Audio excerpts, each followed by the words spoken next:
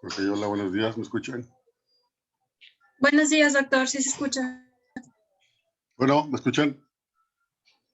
Sí, doctor. Buenos días, doctor, sí. Buenos días, doctor. Ok, déjame apagar aquí algo.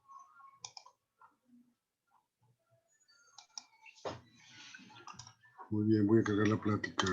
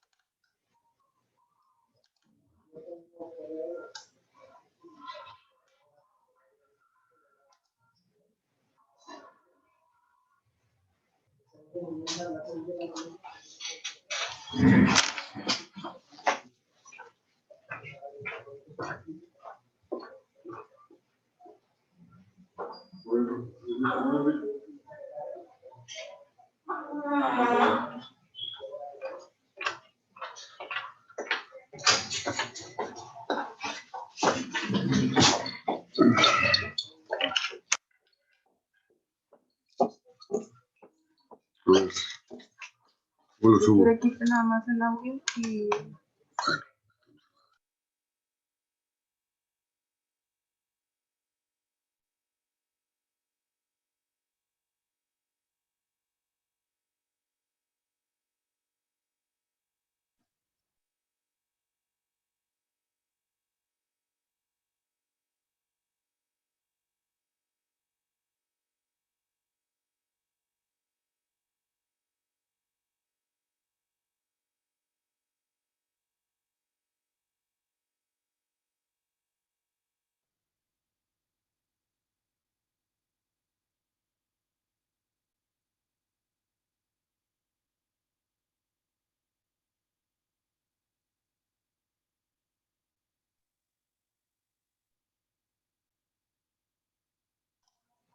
Ok, ¿me escuchan, verdad, muchachos?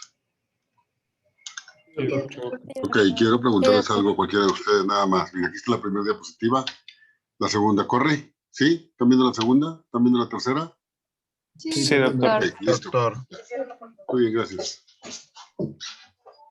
Es un relajo con estas cosas que lo usamos desde hace mucho. Bueno, muy bien. Pues lo que toca revisar hoy es osteoporosis, ¿verdad? Vamos a ver algunos casitos y en cualquier momento me pueden interrumpir para algunas aclaraciones, por favor, ¿verdad? Vamos a darle pues una hora y traigo más material de la hora, pero para pues revisar. Al final que es un complemento clase. Y entonces aquí lo que les muestro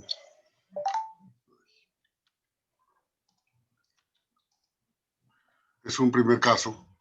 Y vean cómo hay algunos detalles importantes, porque cuando revisamos la clase, ¿verdad? Pues yo les pongo qué factores de riesgo que haces para poder identificar un paciente que tiene fragilidad ósea.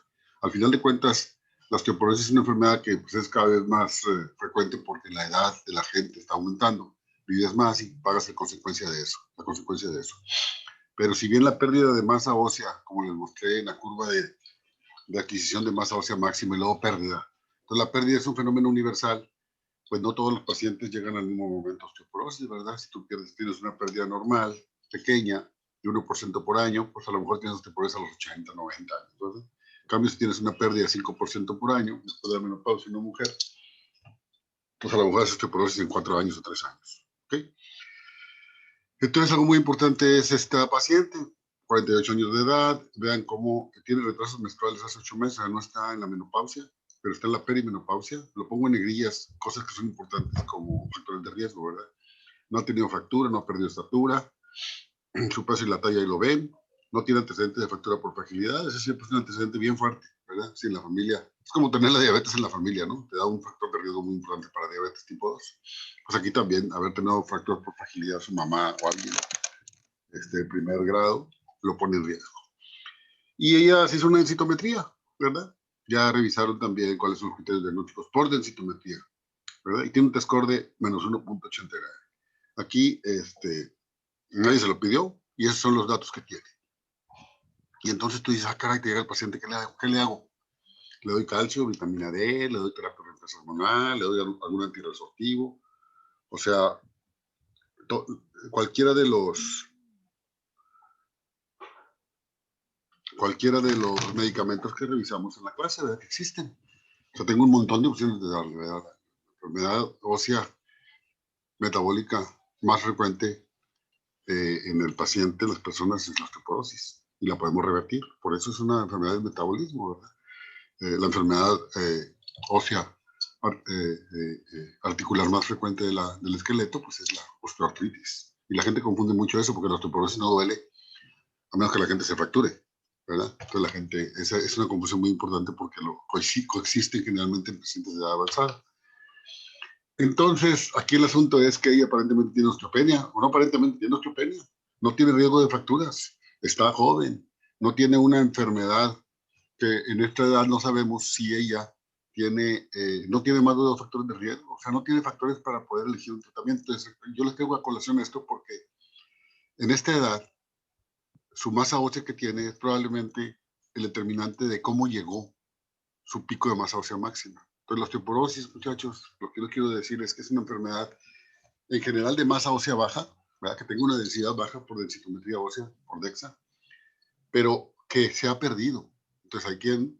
Es por eso, por ejemplo, si ustedes hacen una densitometría, que están chavos, de 20 años, etcétera, pues van a salir bajos y a lo mejor les dice ahí que el T-score es de menos quién sabe qué. Pero eso no aplica en ustedes porque ustedes apenas están ganando masa ósea máxima. ¿Ok? ¿Sí? Entonces es la confusión cuando a gente muy joven se les hace y por eso la gente joven se usa otra medida que es el Z-score. Pero bueno, eso no aplica a osteoporosis para que entiendan el concepto.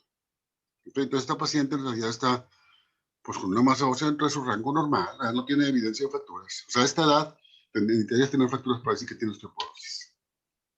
Entonces no tiene historia familiar de osteoporosis, nunca ha tenido fractura, no ha perdido peso. Entonces su riesgo absoluto de fractura es muy bajo.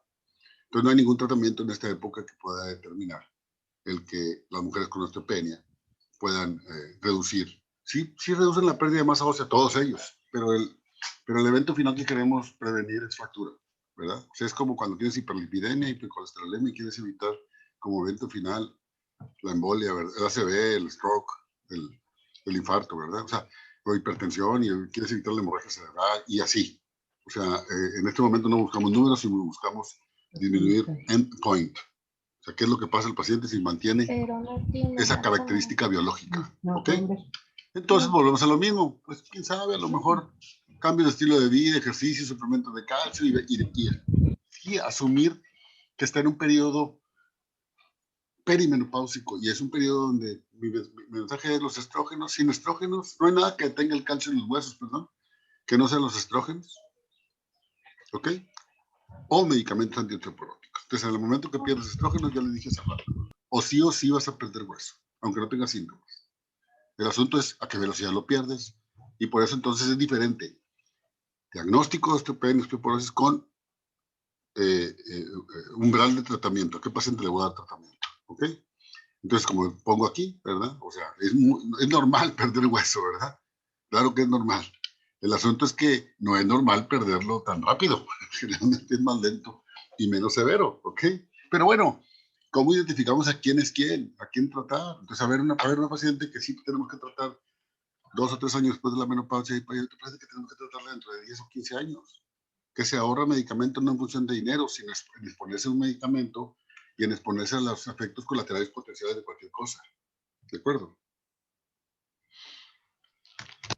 Entonces aquí está lo que ya les dije en la clase. O sea, desde hace varios años y actualmente en las guías de leyes, es muy importante decir, ¿quién tiene osteoporosis? ¿Quién tiene osteoporosis? El que tiene un T-score abajo de menos 2.5. ¿Listo? ¿Ya? En la clase ya les dije, no lo voy a repetir. Ahí está columna, cadera, cómo se mide, ¿verdad? Y entonces este es un T-score inferior, ¿verdad? En DEXA, con DEXA, es muy importante. Que este no aplica a ultrasonido, no aplica a TAC. O sea, todos ellos pueden determinar fractura, pueden determinar fragilidad, ¿verdad? Pero ese es el diagnóstico por este método. Pero también, aunque no tengas densidad ósea, fíjense qué importante es, ¿eh? Si tú tienes una fractura por fragilidad, digamos una fractura de cadera, no me importa que tenga, esta paciente, menos 1.8, tiene osteopenia por densitometría, pero ya tiene una fractura de cadera, si fuera su caso clínico, tiene osteoporosis. La densitometría te va a servir para seguimiento, para ver la respuesta al tratamiento, para muchas cosas, ¿verdad? Pero tiene osteoporosis, el criterio ya cumplió. O tiene una fractura vertebral, tiene osteoporosis. Tiene una fractura de coles, tiene osteoporosis, ¿ok? Entonces, tú lo que intentas hacer es que el T-score es suficientemente predictible de fractura, entonces por eso lo tomas tolo, aunque no haya tenido fracturas el paciente. Siempre y cuando sea una paciente correcta, ¿verdad? En la edad correcta, ¿sí? No aplica, acuérdense, a esta paciente joven. Por eso las pongo, no quiero confundirlos, quiero que lo clarifiquemos porque es muy importante. Porque la tercera es también aquellos que tienen osteopenia y que tienen fractura vertebral, de húmero proximal, de pelvis, etc. ¿Verdad? O sea, nuevamente, entonces, ¿qué es lo que estamos demostrando? Que ya tuvo una fragilidad en el hueso. Es como si alguien tiene una hiperlipidemia, el colesterol y se infartó. Ay, pero tiene colesterol de 180, pues no le hace, necesita estatinas de alta intensidad y necesitas bajarle el colesterol a 70. ¿Ya? ¿Listo? No importa que no haya estado normal. Entonces lo mismo aquí. Entonces que les quede muy claro eso. Y también hay otro término que es osteoporosis severa. Osteoporosis severa. Esa paciente tiene que tener dos características, también se lo dije en la clase. Que tenga una fractura por fragilidad más menos 2.5 o menos, ¿verdad? ¿Ok? O sea, que cumplan los dos criterios. O sea, si alguien tiene una fractura de cadera y tiene menos 1.8, tiene osteoporosis nada más. No severa. Severa ya es cuando aparte tú en una densidad ósea baja. ¿Ok? Y también hay una herramienta que es el algoritmo de riesgo de fractura de FRAX, que este es básicamente para determinar el umbral de tratamiento del paciente. Entonces, vámonos con otra cosa. Bueno, entonces los medicamentos en general que tenemos para tratar la osteoporosis, todos son efectivos, depende de qué tipo de... yo les puse un cuadro en donde les pongo, yo creo que te lo paso rápido, pues que finalmente el efecto antifractura de las medicinas, una vez que tienes tu osteoporosis, la terapia no farmacológica no es suficiente, también es otra, ¿verdad? Ya el paciente tiene cualquiera de los criterios de osteoporosis, ya no tiene, le voy a calcio y vitamina D como tratamiento, no, esa es terapia no farmacológica, necesita a fuerza un medicamento para revertir la enfermedad y evitar fracturas. Y ahí la elección entra la edad del paciente, los factores de riesgo, las comorbilidades, qué quiero evitar, la fractura vertebral, la fractura de cadera, en qué edad está el paciente. O sea, finalmente recordemos que aunque no ha sido normativo para osteoporosis, pues el paciente tiene una expectativa de vida, ¿verdad? Y depende a qué edad está y si ha tenido el efecto final o no, qué tipo de tratamiento voy a elegir, ¿verdad? Porque de alguna manera los tratamientos tienen una secuencialidad que puedo ir usando a través de la vida. Recuerden este cuadrito, es muy importante. Son todos los medicamentos que están disponibles para osteoporosis, se lo pueden revisar y dónde está la indicación, ¿verdad? De las, digamos, osteoporosis más frecuentes, la posmenopáusica, la de esteroides, la de hombres, ¿verdad? Y luego hay por otro tipo de medicamentos que están incluidos en los factores de riesgo medicamentosos. Y también esta es la parte importante que también revisan rápidamente. Si yo tengo un paciente, por ejemplo, tengo 4 bifosfonatos, alendronato, reserdronato, ivandronato y soledronato, ¿ok? Pues yo tengo un paciente que yo quiero darle un bifosfonato, pero tiene riesgo de fractura de cadera. Pues le voy a dar alendronato, reserdronato o solendronato, pero no le voy a dar ivandronato porque no tiene evidencia de fractura de cadera, ¿verdad? Pero yo tengo una paciente joven, de 60 años, 64, que es joven para este evento de osteoporosis, y yo le quiero prevenir fractura vertebral a esa edad y tiene riesgo de cáncer de mama, pues le doy raloxifeno. ¿Ok? Entonces, la elección es esa. Bueno, veremos algunos casos. Entonces, lo importante es la eficacia a largo plazo contra la probabilidad de eventos adversos. ¿Ok? Entonces, el tratamiento ideal tiene que disminuir el riesgo de fracturas. Eso es lo primero. Listo. Ya de ahí para allá, pues que la masa ósea aumente, que se estabilice, que mejora la calidad del hueso, pues sí, todo lo hace. Aquí la densitometría muchas veces entonces te sirve para no esperar que aumente la masa ósea. No el que más aumente en masa ósea es el mejor, sino el que evita fracturas. Aquí lo importante es que el paciente lo tolere y se adhiera suficientemente. Entonces, que tenga facilidad de administración, aceptación por el paciente, mínimos efectos adversos. Entonces, todas las medicinas, en todos los campos de la medicina, todos todos los campos, hipertensión, diabetes, lo que sea, tienen efectos adversos. Aquí lo importante es que esos eventos adversos son suficientemente bajos como para que esté aceptado iniciar tratamiento. Entonces nosotros tenemos dos maneras de iniciar un tratamiento. Una es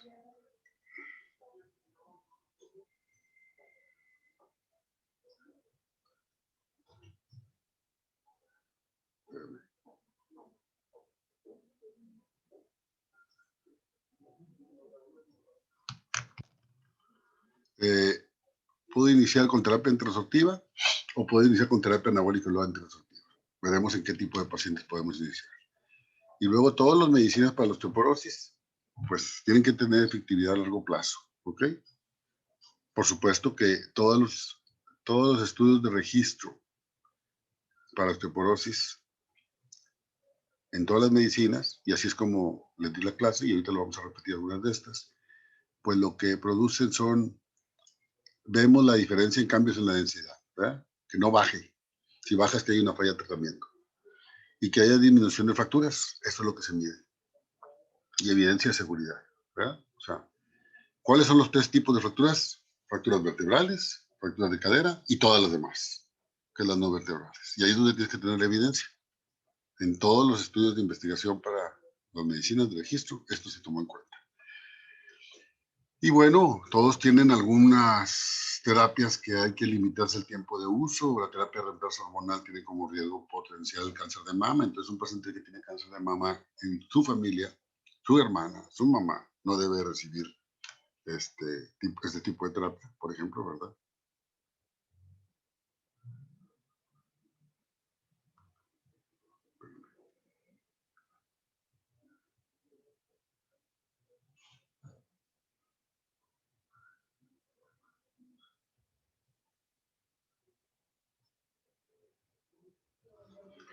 El paciente que teriparatide, pues en teoría también, por eso no queda en gente joven, porque pueden tener un riesgo de que se estimule demasiado el hueso. Eso es algo muy, muy poco probable. Y los bifosfonatos y el denosumab pueden tener como, a la larga, la posibilidad de tener como riesgo osteonecrosis y fractura típica de fémur. Eso también limita el tiempo de uso de cada medicina. ¿Okay? Ya vieron ustedes de qué manera se produce la pérdida de masa ósea, ¿verdad? Ya dijimos cómo es la fase de crecimiento activo de hueso, la masa ósea máxima, la pérdida lenta después. Y en todos pasa esto. Nosotros tenemos dos tipos de hueso en el cuerpo. Todo nuestro hueso está compuesto de hueso trabecular y cortical. El hueso trabecular es el que es más activo metabólicamente y entonces el que por algo, por ese metabolismo activo, se pierde más tempranamente. Entonces, yo tengo que identificar en qué momento voy, porque yo aumenta el remodelado óseo, ¿verdad? Y tenemos el hueso trabecular y el hueso cortical. Y entonces cuando empezamos a perder el desplazamiento trabecular, pérdida de la conectividad, pues entonces cuando nosotros tenemos que, cuando aumenta la fragilidad ósea, cuando nosotros tenemos que intervenir. Antes de que se usara la fractura idealmente, ¿verdad? Perdón, se regresó, no. Por ejemplo, esta paciente tiene 64 años, 12 años desde que es posmenopáusica, que tomaba hormonas, estaba feliz, pero una hermana le detecta cáncer de mama y entonces una paciente, que eso es importante, tú puedes tener indicación de tratamiento en un momento y luego con los años desarrollar alguna enfermedad y en ese momento pues ya no tener indicación de la medicina, ¿verdad? Esta paciente, vean otra vez en negrillas algunos factores de riesgo, tabaquismo,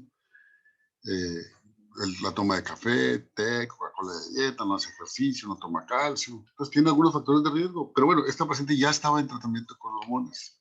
Le toman un examen y vean, tiene menos 3.5 de veces estable. Aquí está el test. Recuerden que en columna, no es que tengan osteoporosis en columna, en L1 y en L3 no tiene osteoporosis. No, es las regiones que se miden, ¿verdad? La que esté más baja es la que determina el diagnóstico. No es de que yo tenga osteopenia en columna y osteoporosis en cadera, o al revés. ¿Okay? Cualquiera de las regiones que esté más baja habla de cuál es la categoría diagnóstica que tiene. Esta paciente pues tiene menos 3.5 y tiene acá también. Acuérdense que solamente son 3 sitios. La columna total, de L1 a L4, el cuello femoral y la columna y la cadera total. ¿Ok? Aquí el cuello femoral también tiene menos 2.5. Listo. Ya sabíamos que probablemente tenía. Lo que no tiene son fracturas. Esa es la parte importante. O sea, de alguna manera, la paciente que ha estado tomando hormonas, pues la ha protegido de que no se haya fracturado. Pero lo que llama la atención es que tiene una densidad como que era muy baja.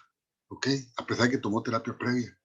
Entonces, bueno, aquí es el paciente que tienes que tomarle exámenes para ver si, o sea, ella inició tratamiento a los 50 y tantos, y a los 50 y tantos a lo mejor no tenía hipercalcemia, alguna enfermedad que le causara pérdida de masa ósea acelerada. Entonces yo le tengo que tomar estos exámenes de laboratorio, chavos, que son los exámenes que llaman de rutina, ¿verdad? Pero que si yo los veo, pues no voy a tener un hiperparatiroidismo si no tengo el calcio elevado, ¿verdad? No voy a tener una acidosis tubular renal si no tengo un examen general de orina que tenga un pH alcalino. O sea, entonces tú tomas exámenes, no hay un mieloma múltiple si no tienes anemia, entonces tomas exámenes, pero vistos en búsqueda de las causas de osteoporosis secundaria más frecuentes, ¿verdad?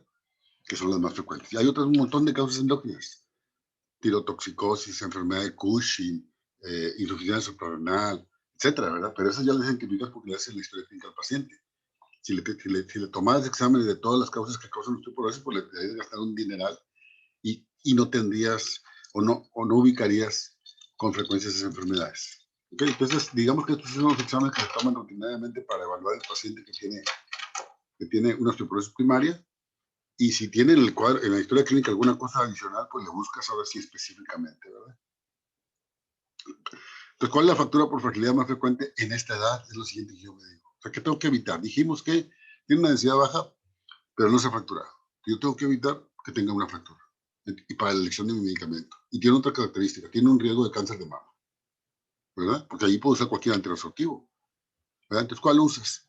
Pues el riesgo que tiene a esta edad, acuérdense que les puse la tablita de la fractura de coles, fractura vertebral, fractura de cadera, en la clase, es esta, la fractura vertebral, es la que debo prevenir. Y a lo mejor si después tiene 70 años y va bien, le cambio a otra medicina para proteger cadera también, ¿verdad? Porque yo no le puedo dar un bifosfonato desde ahorita hasta los 75 años, por los siguientes 10 años, tiene 64. Vean cómo entonces todo eso lo tengo que pensar desde ahorita. Entonces los antirresortivos, hay que recordar que los antirresortivos en general, estoy aquí poniendo como un ejemplo esta gráfica de cómo sería una trabécula, ¿verdad? Yo sé que es una caricatura, pero una trabécula que está remodelándose.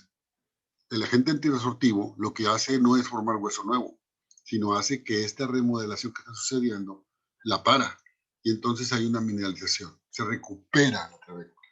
Las que ya están perdidas, ya va a marchar, ¿verdad? Ese es apenas con osteoformador. Por eso, ya veremos al final, para ti, de que es el único formador, no disponible, sino disponible para tratamiento en México. ¿verdad? Por eso nomás le puse teriparatide, para no embolarlos más. ¿verdad? Hay avaloparatide en otras partes del mundo y hay romosozumab en otra parte del mundo. No va a ser caso de pregunta, ¿verdad? Para caso de pregunta es solamente teriparatide y el osteoformador que tenemos porque es el que está disponible, el que puede recetar. Entonces, las trabéculas se recuperan, pero si tú tienes una trabécula que ya se ha perdido la unión, ya no la puedes recuperar esa a menos que uses un osteoformador. Entonces, por ejemplo, por raloxifeno, si era una opción en este paciente. Raloxifeno, 60 miligramos al día, no es una hormona, es un modulador selectivo de receptores estrogénicos y lo que hace es regresar el metabolismo al estado premenopáusico y aparte tiene una protección contra cáncer de mama y cáncer invasivo de mama.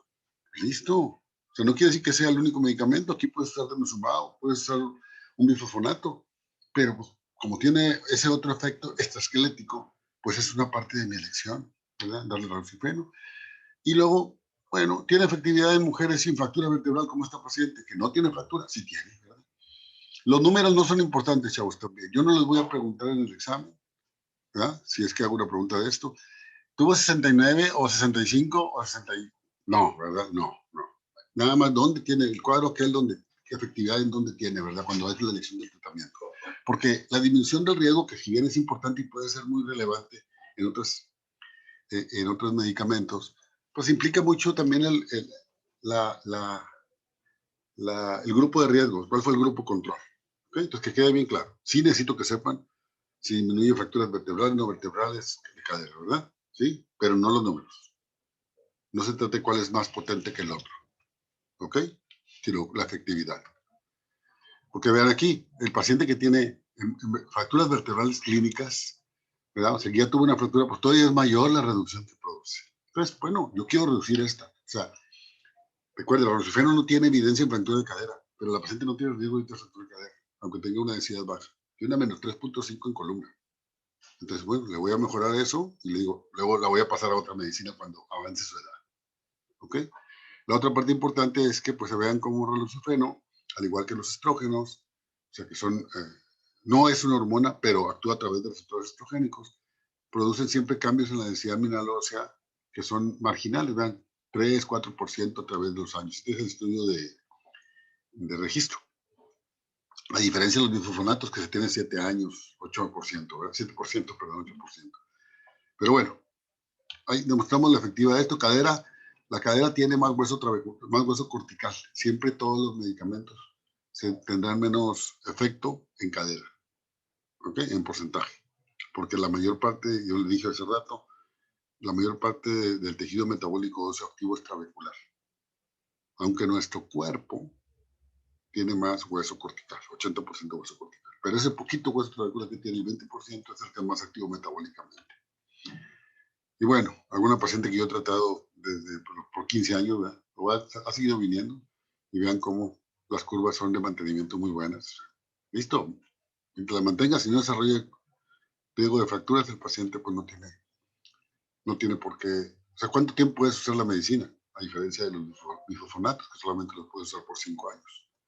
El efecto principal del relojifeno adverso es que el paciente tenga riesgo de trombosis venosa profunda.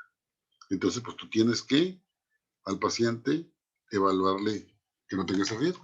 Si no lo tiene, pues le puedes dar la medicina también. Entonces vean que la historia clínica puede venir. El paciente tuvo una trombosis venosa profunda, pero ya se fregó. Aunque creas que es muy buena medicina, no se lo puedes dar. ¿Sí? Acuérdense que esta clase intenta ser un complemento de la clase que ustedes ya vieron, ¿verdad? Entonces, pero todas importan en esto. Entonces, ¿qué hay con relojifeno? Pues mantiene positiva la densidad por arriba de 8 años, pero no tiene evidencia en fracturas no vertebrales y de cadera. ¿Ok? Tiene un incremento muy discreto en la posibilidad de tener eventos tromboembólicos. O sea, realmente es menos del 4%. O sea, de 100 pacientes, pues menos de 4 pueden tener ese riesgo y no necesariamente lo tendrán. El otro grupo de medicamentos que esta paciente puede recibir, no estoy diciendo que no. El asunto es que luego, ¿qué le voy a dar después de 5 años? ¿Verdad? Entonces, a lo mejor puede no ser una decisión. Entonces, hay varios tipos de bifosfonatos. Aquí lo que yo quiero que comprendan es que el bifosfonato no es que si tú te lo tomas, tú, cualquiera de ustedes, Al, Melanie, lo que sea, tú te lo tomas y si no tienes un remodelado aumentado, no va a pegarse en el hueso. Porque hay 1 millón de unidades de remodelación que están en todo momento actuando. Entonces, el paciente que tiene alto remodelado, los bifosfonatos se van y se pegan a los sitios de remodelado. Y ahí es donde actúan. Se le meten al osteoclasto, que es la célula comedora de hueso, ¿verdad? Macrófago, y le produce apoptosis. Y es como actúa. Y se deposita en el hueso, y se queda en el hueso. Entonces, eso es lo bueno y lo malo de los bifosfonatos, que se quedan en el hueso. ¿Verdad? ¿Sí? Se meten al bifosfonato intracelular. ¿Ok? Entonces, los dos conceptos es, solamente se dan en los sitios de remodelación aumentada y se meten y causan apoptosis. Pero el problema es que a excepción del zoledronato, es que pues tienen baja biodisponibilidad, que tienes que permanecer de pie o sentado mínimo 30 60 minutos, que no se puede tomar con otros medicamentos, se tiene que tomar en ayuno. Como quiera, bueno, con todas estas limitaciones, los medicamentos son útiles, ¿verdad? Y funcionan y son más baratos. Eso no es algo que uno tiene que definir, pero en la vida real, pues sí, a veces me da el acceso al medicamento. Pues existen, por eso, medicamentos de primera línea, porque los bifosfonatos ya han pasado la prueba del tiempo y de alguna manera son, pues, digo, yo no estoy de acuerdo con los genéricos, pero, pues bueno, están disponibles en forma más barata, digamos. Y en los institutos de salud generalmente es lo que tienen disponible. Pero bueno, son efectivos. El rollo es que, fíjate, de una pastilla que tú te tomas, se absorbe el 1%, suficiente para el efecto, suficiente para este efecto. Aquí vemos para el alendronato, por ejemplo. Son 4, perdón. Alendronato, ivandronato, risedronato, o llámele ácido alendrónico, ácido risedrónico, ácido andrónico y ácido soledrónico, ¿verdad? Vean cómo todos los bifosfonatos, por ese efecto que les digo que se recupera la masa ósea, el efecto principal, si ustedes ven aquí, tiene un cambio promedio en la densidad mineral ósea más o menos al tercer año de 7-8%, ¿verdad?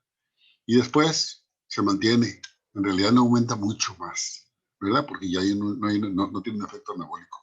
Pero quiere decir que produce un mantenimiento sostenido de la densidad ósea a largo plazo. Sin embargo, no hay evidencia de efecto antifractura por arriba de 5 años. Por eso el límite de tiempo es habitualmente 5 años. A menos que el paciente tenga mucho riesgo de fractura, lo puedes continuar. ¿Ok? ¿Sí? Tenemos aquí el ibandronato, más o menos lo mismo, pero todos son bifosfonatos, solo que, como los puse en la clase, se dan a diferentes dosis, ¿verdad? Unos son diarios, otros son semanales, otros son mensuales, otros son anuales. Este es semestral, es mensual, 150 miligramos mensuales, ¿verdad? ¿Ok? Y bueno, el aumento en la masa ósea. Sin embargo, ibandronato, este no tiene evidencia de fractura no vertebral y de cadera. Entonces, el único bifosfonato que si yo quiero en un paciente disminuir el riesgo de cadera, pues no se lo puedo dar, ¿verdad? Es como si esta paciente que mostramos tuviera, ponle que yo decidí raloxifeno, como decía, por lo que ya platicamos, pero digo, caray, tuvo una trombosis venosa profunda, pues no le puedo dar raloxifeno. Pues a lo mejor le doy ibandronato, no importa, porque al cabo no tiene riesgo de fractura de cadera, ¿verdad? Y más adelante le voy a dar otra medicina. ¿Ok? Este es ácido zoledrónico. Entonces, para tratar de vencer el problema de oral, entonces, pues, se desarrolló esto ya hace muchos años, ¿ok? En 2012, este es el estudio de registro. Es ácido zoledrónico 5 miligramos anuales, intravenosos. ¿Ya? Pero el límite de uso depende del paciente, es entre 3 a 6 años, máximo. 3 años los pacientes comunes y corrientes, 6 años los que tienen alto riesgo, porque es un bifosfonato, porque se deposita en el hueso. Y vean cómo, otra vez, bien, el porcentaje, ¿verdad? Los cambios en columna, otra vez, los primeros 3 años como 6-7%, y luego un poquito más los siguientes años, ¿verdad? En cadera siempre es menos, vean, 3-4%, ¿verdad? Todas las medicinas sí son. Y luego se mantiene. Pues el asunto es que pues, disminuye los riesgos de fractura vertebral principalmente. Aquí está el riesgo. Otra vez, no hablo de porcentajes, no voy a preguntar ni compararlo, simplemente que pues, tiene un porcentaje de cambio que tiene una P significativa, ¿verdad? O sea, que es estadísticamente significativo. Y pues también la otro tipo de riesgo de fracturas. Entonces, hay una evidencia de mantenimiento a los 5 años, ¿verdad? Hay prevención de fracturas vertebrales y morfométricas. Y aquí está mal, sí tiene evidencia en fracturas de cadera. ¿Ok? No quiero confundirlos, por favor. El asunto con los bifosfonatos es que pueden tener todo este rango de efectos adversos. No quiere decir que los pacientes lo van a tener, son suficientemente pequeños. Sin embargo, tienen 30 años de usarse, ¿verdad? Más o menos. En 1995, 25 años. En 1995 se aprobó el primer bifosfonato, que es alendronato. Y entonces a través del tiempo han aparecido pues, efectos adversos que han ido determinando su uso. ¿Ok? Entonces, si un paciente tiene insuficiencia renal, pues no le puedes dar, ¿verdad? O sea, debe tener cuando es una depuración de creatinina arriba de 40 mililitros por minuto, ¿de acuerdo? Y lo que ha surgido recientemente es la osteonecrosis de mandíbula y fracturas atípicas como posibilidad de eventos adversos. Y este es el primer artículo que menciona cómo vean los bifosfonatos en términos generales. Por ejemplo, raloxifeno, que es un biológico, estrógenos, que es un biológico, teriparatide, pues nunca van a estar en esto. Esto tiene la característica que se depositan en el hueso y por eso causan la posibilidad de tener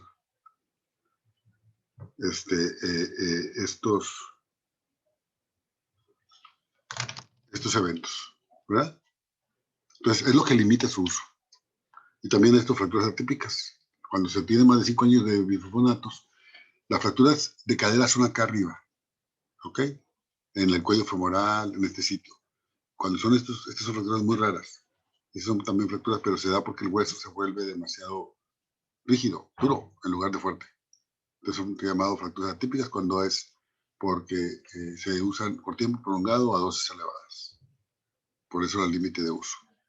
Entonces hay una posibilidad de incremento en eventos adversos por arriba de 5 años, entonces hay que ver que a los 5 años hay que revalorar si el paciente debe continuar o no con estas medicinas. ¿Ok? Luego surgió el denosumab, el primer anticuerpo monoclonal humano que se usa en medicina, en cualquier campo de la medicina. Humano. porque había muchos otros para artritis reumatoide, para cáncer que han surgido en este siglo, pero que son humanizados y que tienen eventos adversos, ¿verdad? Por ese motivo. Aquí lo que pasó es que vieron que en el metabolismo del hueso existen, yo siempre digo que las células se hablan, ¿verdad? Se comunican.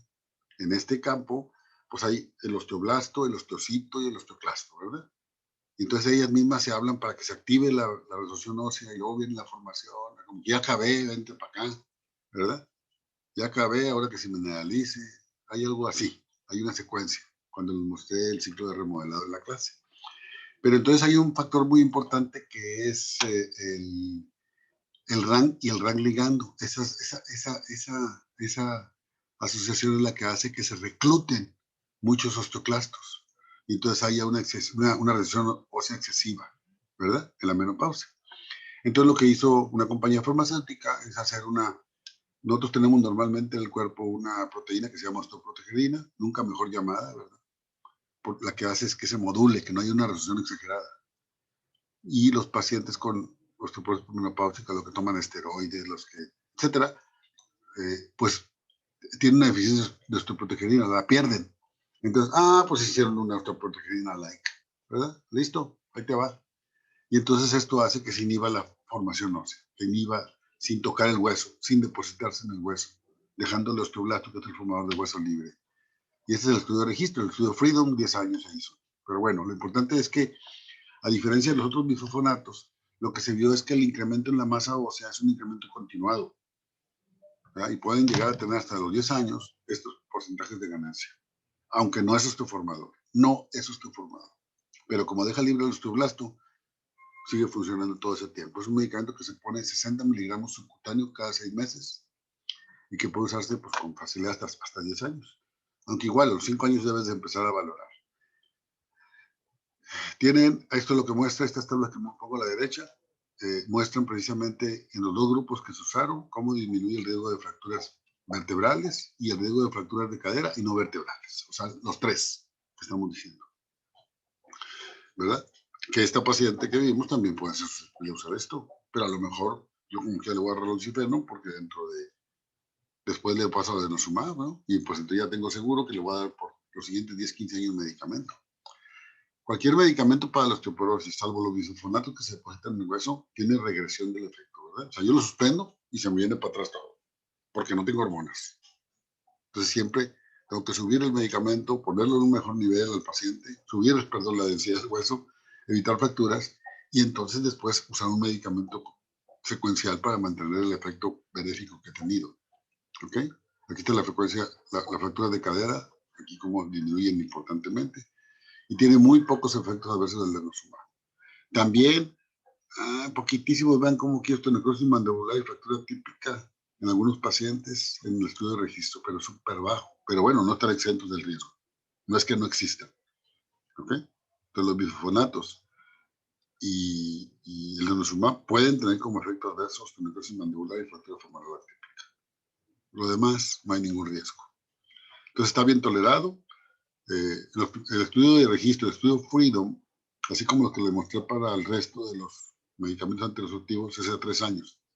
Pero este se continuó 10 años y se vio que todo estaba muy bien con perfil, que mantiene el remodelado óseo, incrementa la densidad año tras año y que tiene una baja incidencia de fracturas vertebrales, no vertebrales y cadera. ¿Ok?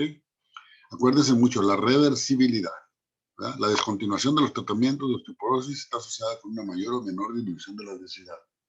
¿De acuerdo? Y con algunos de ellos, con denosumab, por ejemplo, cuando lo suspendes, hay un riesgo aumentado de incremento de fracturas múltiples, ¿verdad? De hecho, después de la aplicación de denosumab 60 miligramos hasta los 18 meses, la pérdida es completa a los 36 meses y puede haber fracturas vertebrales múltiples. Entonces siempre tienes que secuenciar el tratamiento. ¿Ok? Por último, esto es iniciar con terapia anticonceptiva. La inmensa mayoría de los pacientes inician así. ¿A quién inicio con terapia anabólica? Pues yo les digo, en términos generales, aquel que se está desmoronando. ¿Quién? Aquel que ya tiene una osteoporosis severa. Caray, te urge, necesitas. O sea, el paciente ya tiene densidad baja y tiene fracturas vertebrales. Ese paciente tiene indicación de teriparatide o otros que les dije, no voy a mencionar, avaloparatide, romosozumab. Entonces, aquí hablaremos de teriparatide nada más, que es lo que está disponible en México. Y luego, ¿a qué paciente? Pues normalmente son pacientes ancianas con fracturas vertebrales. Pero cualquier paciente, este paciente es un masculino de 52 años, no es frecuente que tengamos osteoporosis de los hombres, ¿verdad? Pero sucede que puedes tener. Y este paciente acudió porque estaba entrenando voleando golf. No sé si eso es mucho esfuerzo o no, ¿verdad? No he jugado golf nunca en mi vida, pero pájate, le duele la espalda con eso. Va y se toma exámenes, unas radiografías, y resulta que en la radiografía nomás tenía dolor localizado en la región lumbar. Y cuando se hacen radiografías, aquí, vean aquí, esta es una evaluación de fracturas vertebrales por densitometría. Tiene una fractura vertebral. Acuérdense que las fracturas vertebrales son por aplastamiento, porque tiene hueso trabecular en medio. No es el hueso que se separa, que estamos acostumbrados a que el hueso del antebrazo, el de la cadera, etcétera, ¿verdad? Aquí se aplasta la vértebra, porque ya no tiene su contenido suficientemente fuerte. Entonces, estos pacientes, pues primero, necesitas pensar, primero es un hombre, normalmente no tiene, ¿verdad?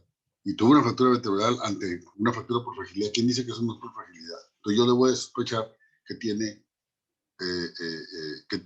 causas secundarias de osteoporosis. A diferencia del paciente, entre la mujer, cuyo la mayoría van a ser osteoporosis primarias, en el paciente varón, pues hasta 40 o 50% de los pacientes pueden tener una causa secundaria y hay que buscarla. Tienes que buscar cáncer, le tienes que buscar otras causas. En este paciente se tomaron todos los exámenes, ¿verdad? Para buscarle. Tiene una densidad ósea baja, aquí está, menos 2.6, ¿ok? O sea, tiene osteoporosis severa. Menos 2.6 más fractura. Si tuviera menos 2 y fractura, tendría osteoporosis, pero no severa. ¿Ya? Lo que les dije al principio. Aquí aplica. Y le tomamos exámenes, su biometría hemática, su perfil bioquímico, ya les dije, ¿verdad? El riñón está bien, no tiene hipercalcemia, no tiene hipofofatemia, no tiene hipofofatemia elevada. Le tomamos, en este caso se descarta hipogonadismo, ¿verdad? Aunque el paciente, o sea, que tuviera andropausia, digamos, aunque el paciente lo niegue, hay que ver. Entonces le tomas prolactina, le tomas testosterona, así, el equivalente a la menopausia de la mujer, ¿verdad? Porque hay un porcentaje muy alto que tengan. Examen de tiroides, paratormona, 25-hidroxivitamina D, le hicimos un gammagrama de hecho, y el hallazgo era compatible nomás ahí nomás estaba, no estaba en ningún lado, no tenía cáncer, era una enfermedad, una osteoporosis, listo. Lo único que encontramos en este paciente fue deficiencia de vitamina D, muy marcada, y la corregimos. Entonces, ¿le das teriparatide? Pues sí, le das teriparatide, no importa que sea hombre, aunque ya les dije, la mayoría va a ser un paciente senil, con fracturas vertebrales y densitometría baja. ¿Ok? Esta lo que hace es que, este es un análisis que se hace, no se hace rutinariamente, sino se hacen los estudios de investigación, en donde mediante un TAC, chavos, es muy interesante. Porque claro que no da tiempo para poder evaluar todo y no necesitan saberlo. Nada más digo, saber el concepto, ¿verdad? Cómo mediante este análisis de elementos finitos, mediante un TAC, yo puedo, in vivo, ¿verdad? Ver la capacidad la capacidad de resistencia a la compresión y la flexión que tienen mis huesos, sobre todo en las vértebras. Porque finalmente cuando yo cargo algo, nosotros hemos hecho estudios de cómo las vértebras muellean, así. O sea, no son estáticas, sino hacen esto. ¿Verdad? Y no se quiebran, por supuesto. Si no tienes fragilidad, pues se te van a quebrar. Y también pues, cuando te rotas o cuando saltas o cuando haces gimnasia. ¿Estás de acuerdo? O sea, tiene una capacidad de tener una movilidad sin fracturarse. Y cómo rápidamente la teriparatida incrementa esto. ¿Verdad? Los incrementa importantemente. Y claro que reduce el riesgo de fracturas vertebrales clínicas. Otra vez, el porcentaje no importa, pero bueno, bastante. Y de fracturas vertebrales, ¿verdad? 94%. Aquí el asunto es que, vean este paciente. Entonces, aquí está la demostración. Aumentó 10.6% en un año y hasta 11.4% con el uso de teriparatida. Lo único que tiene teriparatida es que cuando se hizo el estudio de registro en animalitos que se estaba usando, entonces empezó a haber un evento adverso de osteosarcoma, entonces pararon la investigación clínica de esta molécula mientras Lilly, la compañía que lo producía, revisaba los datos. En realidad en el nombre nunca se ha demostrado eso, pero bueno, pues está como efecto adverso potencial, nunca se quitó. Y también se limita su uso a 2 años. ¿Verdad? Entonces, bueno, pues ahí está. Pero pues nada te da ese incremento con incremento en la fortaleza del hueso y en la clavícula. Aquí está demostrado, el paciente en la vida real, por eso lo pongo. ¿Okay? También aumento en la cadera, menos, pero vean, bien importante. ¿Verdad? Casi lo llevamos a lo normal. Claro que este paciente también tenemos que darle siempre después de esto, un antiresortivo, ¿verdad? Después de esto va un bifosfonato o va a denosumab. A menos que, fíjense cómo hay diferencia. O sea, un paciente que tiene osteoporosis postmenopáusica, una mujer que tiene esta condición de este paciente, por ejemplo, pues le das alguna medicina y cuando la suspendes, pues sigue estando el estatus hipoestrogénico de la mujer, ¿verdad? O sea, como no tiene hormona, va a empezar la bajada. En cambio, este paciente, que no tenía otra cosa más que la deficiencia de vitamina D, que se la corregimos y que está seguro que no tiene, hipogonadismo y que no tiene uso de esteroides, o sea, que no tiene ninguna otra enfermedad. Entonces, a este paciente en particular le puedes dar tratamiento, aumentar la masa ósea, ya no se fracturó, y ver nada más con calcio, vitamina D, buen estilo de vida, evitar tabaquismo, café. O sea, a este paciente ya una vez que lo llevaste ahí, ¿verdad? Porque tu estatus hormonal es normal. O sea, su testosterona está bien. ¿De acuerdo? No fue por el neurogonadismo. Y entonces tú puedes observar si se mantiene la masa ósea y listo. Entonces, si es verdad que yo siempre digo que se pierde el efecto, depende del estatus del paciente. Vamos a decir este mismo paciente. Pero resulta que tuvo una enfermedad prostática y le dieron un bloqueador de andrógenos. Pues va a suceder igual que con la mujer, ¿no? Lo subo, le quito la hormona y va a empezar a bajar porque no tiene testo. Así como la mujer no tiene estrógenos. ¿Se entiende el mensaje? Entonces, la mayor parte de las veces, como la osteoporosis postmenopáusica es mujer, pues sucede eso. Pero hay pacientes en que no, ¿verdad? Listo. No le voy a dar nada más que vigilar. Si empieza a bajar, pues le doy un bifosfonato o denosumab a este paciente. Entonces, en realidad, no hay un incremento en la presión arterial, la frecuencia cardíaca, en la enfermedad cardiovascular. Alguien dice, yo les mostré en la clase, no lo repito por eso aquí, ¿verdad? O sea, para ti, espérate, ¿cómo que si el hiperpara causa osteoporosis, causa hipercalcemia? Pues sí, pero porque la secreción de hormona paratiroidea endógena, la que todos producimos, pero que la produce una adenoma, es tónica, es todo el día. Y eso da cambios genéticos que producen hipercalcemia, aumento de los osteoclastos, fracturas, hipercalciuria, lo que ya les dije, ¿verdad? En hiperpara. Y teriparatide es solamente una fracción, ¿verdad? Se aisló la fracción 1.34. ¿Y qué se hizo? Pues se da intermitente. Y así activa otros genes. Ah, caray, espérame, ¿cómo que intermitente, doctor? Si esta medicina se dan 20 miligramos subcutáneos diarios. Es diario, no es intermitente. Pues sí es intermitente porque la vida media es 4 horas. Entonces, de las 24 horas, el medicamento es 4 horas y luego 20 horas no tiene.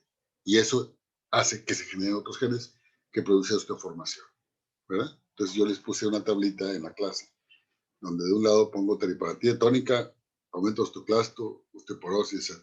Y por otro lado intermitente, y lo que produce es aumento de osteoblasto y recuperación de trabéculas y todo, o sea, formación de hueso nuevo por biopsias óseas. Todos estos estudios de registro, en su momento, siempre tienen un subgrupo de pacientes que se les toma una biopsia de la cresta ilíaca y se analiza, que estructuralmente están normales, ¿verdad?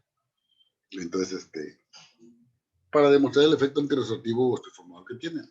Entonces vean cómo estos medicamentos tienen mucho tiempo en el mercado, son útiles. O sea, la osteoporosis yo pudiera decir entonces que es reversible, ¿verdad? O sea, que es reversible el efecto de fracturas, que puedes impedirlo la mayor parte de las veces. Que por eso un paciente que tiene osteoporosis debe ser tratado. La elección del tratamiento es lo que hace diferencia, ¿de acuerdo? O sea, entonces es una enfermedad que tiene bien definidos sus factores de riesgo, que tiene bien definido que se puede medir, que se puede hacer la sintometría, que puedes hacer la evaluación de fracturas vertebrales, que puedes medir cómo está el hueso en sus marcadores de remodelación, que puedes intervenir y revertir lo que está mal, ¿verdad? Que evitas la progresión si ya tuvo una fractura, evitas la segunda fractura, pero que requiere un tratamiento de por vida. Pero de por vida como la diabetes, como la hipertensión, como cualquiera. Pero que las medicinas a través del tiempo nos han enseñado que tienen limitaciones de tiempo de uso. Y entonces es lo que tengo que adaptarme, ¿verdad? ¿Sí? ¿A cuánto tiempo voy a usar cada cosa? Entonces digamos que hay una secuencialidad del tratamiento en forma natural. ¿Sí? Siempre, todas las medicinas estas van asegurando que el paciente tenga un consumo de calcio y vitamina D adecuado. Todas. ¿Verdad? Porque eso hace más efectivo a cualquier medicamento. Digamos que aquí está los mecanismos de acción de esta tabla. Depende si está en el climaterio, depende si en qué momento de la enfermedad está el paciente. ¿Ya? Puedes usar todo lo que puedes usar. Hay algunos medicamentos que han desaparecido del mercado, como Correlato Stroncio, que ya no se los mencioné, y otros que están apareciendo, pero que no están disponibles en México. Pues bueno, faltan 7 minutos. Preguntas, comentarios, dudas, o de la clase, o de hipercalcemia, o no sé. Chavos, ¿alguien tiene alguna pregunta? Yo, doctor, las fracturas para que se considere fractura de osteoporosis tienen que ser de caída nada más o cuentan también con Caídas de su mecanismos como propia el choque. altura. Si tú estás trepado en una escalera de dos escalones, o en una silla porque estás bajando no sé qué, quién sabe dónde, esa no es una fractura por fragilidad. Ok, gracias. ¿Verdad? Entonces tiene que ser.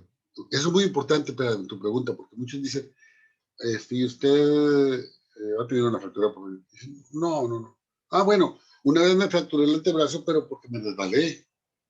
Pues sí, si tú te resbalas, metes el brazo, lo más probable es que no te fractures. Te das un fregazo, pero no te fracturas y tus huesos están suficientemente sanos. ¿De acuerdo? Entonces, por definición, son fracturas con actividades de la vida diaria, ¿verdad? O caídas desde tu propia altura. Pero si tú estás subido en alguna parte, pues ya no es. Si es un accidente automovilístico, pues tampoco. Las fracturas, por supuesto, son todas fracturas, menos las fracturas de cara y de manos y pies. Esas no son fracturas por fragilidad. ¿Por qué? Porque si yo, por ejemplo, si tú, no, alguien que tenga osteoporosis, por eso me digo yo, se cae y mete el brazo, mete el codo, ¿verdad? Y se fractura, pero se pega en la nariz y se fractura la nariz. Pues la fractura del antebrazo es fractura por fragilidad. La de la nariz no, porque estos huesitos no resisten eso. ¿De acuerdo? Entonces, pues su cara, pies y manos no son fracturas por el resto. Y que tengan la característica de ser de bajo impacto. ¿De acuerdo? Sí, muchas gracias. Sí. ¿Alguna otra cosa? Doctor, yo tengo una pregunta. Sí. Si un paciente, por ejemplo, le sale en su test score que tiene menos 2.4 y tiene antecedentes de fracturas, ahí estaría catalogado solo como osteoporosis. Así es. Tiene que tener menos 2.5 y fractura por fragilidad para llamarse osteoporosis severa. Ambos requieren tratamiento, pero bueno, desafortunadamente esa es la clasificación. No la inventé yo. Ok, muchas gracias. Sí, así es muy importante, que tiene que tener las... Para osteoporosis severa, esa es son 4 categorías, ¿verdad? O sea, normal, osteopenia o densidad más DMO baja, osteoporosis y osteoporosis severa o establecida. Esta última tiene que tener las dos cosas. Pero la anterior, osteopenia, entrecomillada, si ya tiene fractura ya tiene osteoporosis, no se llama osteopenia. ¿Necesito la densitometría? Pues sí o no para el tratamiento, pero pues te va a servir para dar seguimiento a la evolución si está respondiendo al tratamiento, ¿verdad? Pero no para catalogarla como diagnóstico. O sea, alguien tuvo una fractura de cadera porque se resbaló, pues no le tiene que hacer una densitometría, ya tiene el diagnóstico, ¿de acuerdo? ¿Es conveniente hacerla? Pues sí, porque pues voy viendo su evolución, pero no para diagnóstico, ¿ya? El diagnóstico ya se lo ganó, ¿sí? Sí, ya quedó más claro. Gracias. ¿Alguna otra cosa, chavos? Doctor, yo le quería preguntar algo. Sí. Entonces, bueno, cuando empiezas ya el tratamiento, había comentado que el no farmacológico con vitamina D, ejercicio, calcio, ¿ese se puede mantener en todo el momento o sí. solamente? Okay. No, de por vida también. O sea, en realidad, chavos, cuando ustedes vieron en la clase, no lo toqué ahorita, las dosis que se recomiendan de calcio, vitamina D, etcétera, son dosis son dosis de recomendaciones dietéticas, ¿verdad? O sea, alcanzar el mínimo. O sea, ¿cuánto necesitas si tienes 40 años? ¿Cuánto necesitas si tienes 60 años? ¿Verdad? ¿Cuánto necesitas si tienes 30 años? ¿Verdad? O sea, no son dosis farmacológicas, son dosis suplementarias. Entonces, en el mejor de los casos, tú debes hacer como un checklist del paciente. Si el paciente consume calcio en su dieta porque toma queso, porque consume lo que le puse en la tablita, ¿verdad? De los alimentos que tienen alto contenido de calcio. No le tienes que dar calcio suplementario. No le tienes que dar. Porque es un error que a veces les dan caltrate 600 3 veces al día para darles los 1800 miligramos de calcio. Y lo de la dieta, ya te estás pasando y entonces sí va a haber trastornos del uso de calcio exagerado, hipercalciuria y hipercalcemia. No. Creo que dejé muy claro en la clase, la que está grabada, que es suplementario y es para siempre, claro. Gracias, doctor. Sí. ¿Algo más? O sea, no hay nada de que, como dicen las pacientes, las personas, es que luego se me acumula. No, idealmente no hay que dar más de 600 miligramos de calcio en el día. Y el resto, empujar al paciente, enseñarle para que tome en la alimentación, ¿verdad? El resto de lo que necesita depende de su edad. ¿De acuerdo? Pero es lo mismo cuando me dicen, doctor, ya he tomado calcio mucho tiempo y me puede hacer daño. Pues yo le digo a veces, en broma, ¿verdad? Pues sí, señora, ya ha comido muchos años, pues ya deje de comer, descanse un mes o 2 meses de comer, ¿no? Pues no, estamos adquiriendo suplementos, ¿verdad? ¿Sí? Lo que requerimos. Si nos pasamos, se nos acumulan y entonces tenemos el riesgo de tener sobre de lo que sea. Tenemos hipervitaminosis D y podemos tener nefrocalcinosis, hipercalcemia, etcétera, si tomamos dosis exageradas de vitamina D y así para todos los nutrientes. ¿De acuerdo? Ok. ¿Algo más? Yo tengo otra pregunta, Sí. doctor.